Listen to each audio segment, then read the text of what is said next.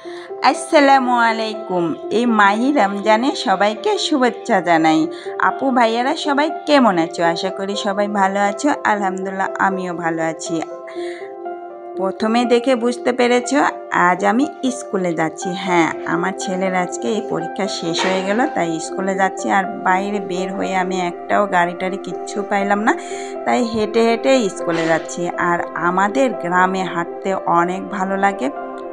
পুরো সাইড হচ্ছে সবুজ শ্যামলে ভরপুর, এই জন্য হাঁটতে কোনো প্রবলেম হয় না। আর আমাদের একটু হাঁটলেই বাজার, তাই আমি একটু বাজার একটু হেঁটে যাচ্ছি। আর এইখানে হচ্ছে এই সোনালি দেখতেছ, এই সোনালি এগুলা কি বলো তো, এই এই হচ্ছে গম।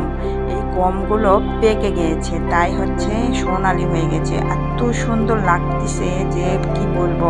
আর এখন সবাই গম ওঠাচ্ছে। আর এখানে হচ্ছে এই জিনিসগুলো হচ্ছে সবুজ দেখতে পাচ্ছ, এগুলো হচ্ছে ভুট্টা। আর আমাদের এই রাস্তায় কাজ চলতেছে। আমাদের রাস্তাটা কবে থেকে এই রাস্তাটা ফেলে রেখেছে, কাজ করতেছে না তো এবার দেখি মনে হয় কাজটা হয়েই যাবে।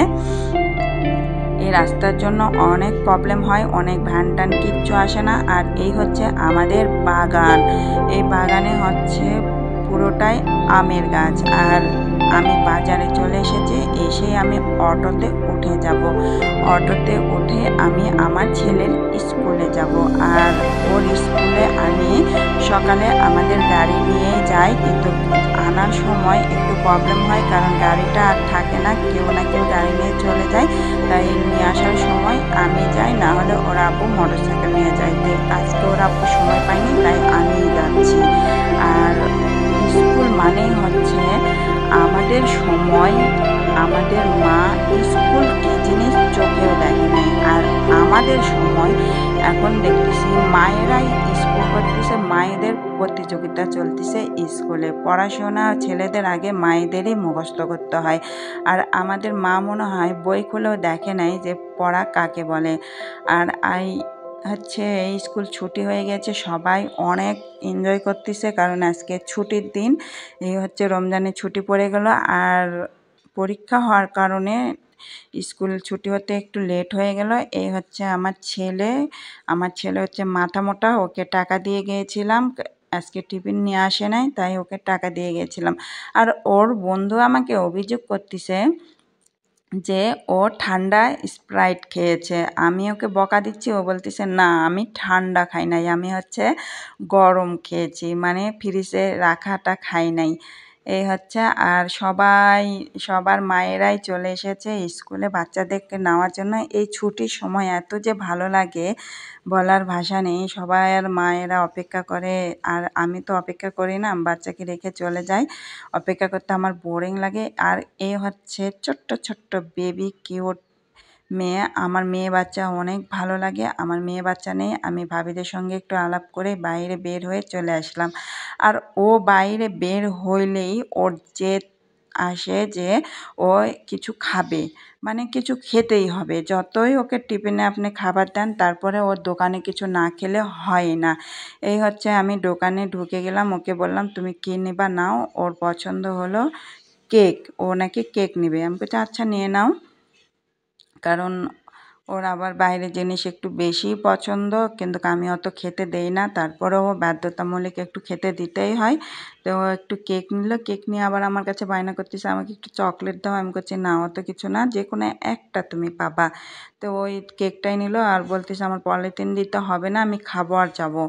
এই হচ্ছে আমার ছেলে, মাথা মোটা, বুদ্ধি শুদ্ধি একটু কম, এই রাগটা একটু বেশি, আর বুদ্ধিটা অনেক কম। আর ও আমাকে বলতেছে আমাকে একটু আইসক্রিম কিনে দাও না মা। আমি বলতেছি না মা, ওরা আবার সারা বছর মনে হয় সর্দি লেগেই থাকে, আর একটুতেই টনসিল হয়ে যায়। তার জন্য ওকে আইসক্রিম বা ঠান্ডা জিনিস একটু কম খেতে দেই।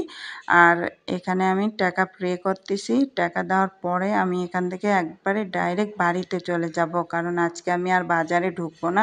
বাজারে ঢুকলে মাথা নষ্ট, টাকা যা থাকে সম্পূর্ণ টাকা শেষ হয়ে হয়ে যায়।